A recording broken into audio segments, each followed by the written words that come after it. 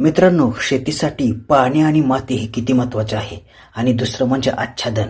ह्याचं तुम्हाला आज मी सांगणार आहे. जर पाणी जमिनीला अतिरिक्त झालं तर त्यामुळे मुळे सडतात आणि पिकाची वाढ होत नाही.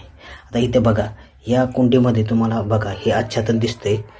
हे एक नारळाच्या आणि वेगवेगळ्या ह्याचा काढ म्हणून आच्छादन वापरलेलं आहे. ह्यामुळं पाण्याचं बाष्पीभवन होत नाही आणि पाणी जास्त उडून जात नाही.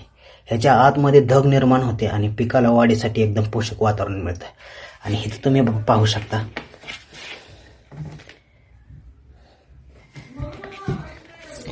ह्या तुम्ही कुंडीमध्ये पाहू शकता की अतिरिक्त पाणी जे आहे ना ते ह्या असं होलामधून खाली गळत आहे.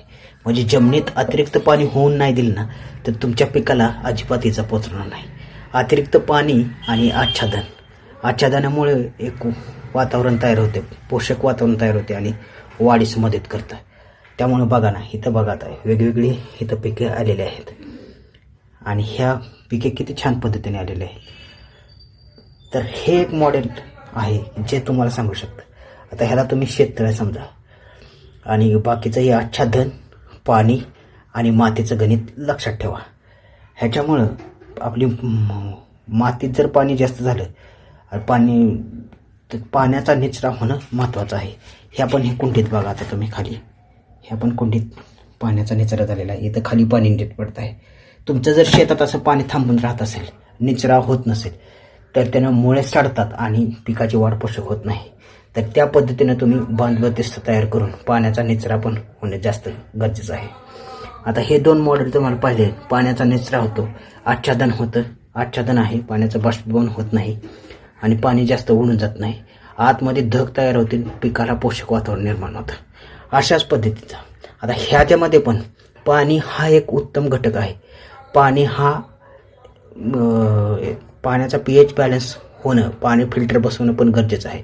पाण्यात जर जास्त क्षार असेल तर पाण्यात थ्रू खतं डिझॉल्व्ह होतात आणि त्या पिकाला मिळतात. पण पाणी जर खराब असेल तर खतं ती डिझॉल्व्ह होत नाहीत आणि डिझॉल्व्ह न झाल्यामुळे ते शेतीच्या मुळाला मिळत नाहीत व्यवस्थित. पाणी हे एक घटक म्हणून काम करतं. खतं विरघळण्याचं काम पाण्यामुळे होतं. तर पाणी आपलं स्वच्छ पाहिजे. आणि मातीत जर तुमच्या पाण्याचा निचरा होत नसेल तर मुळं घट्ट आवळून बसतात आणि त्या पिकाचा विकास होत नाही. तसं म्हणूनच हे दोन मॉडेल तुमच्यासाठी मी आहे.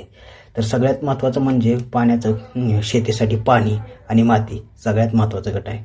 या व्हिडिओमधून, या दोन मॉडेलमधून तुम्हाला ह्या दोन गोष्टी कळल्या असतील.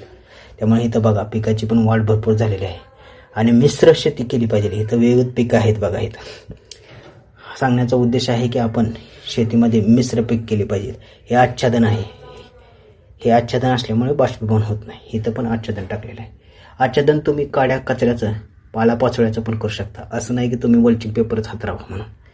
तर या तीन गोष्टी लक्षात ठेवा: आच्छादन, पाणी, माती आणि निचरा होणारी जमीन. म्हणजे जास्त अतिरिक्त पाणी असेल तर ती निचरा होणं, याची काळजी घेतली तर तुमची शेती हमखास व्यवस्थित येण्याचे चान्सेस जास्त आहे.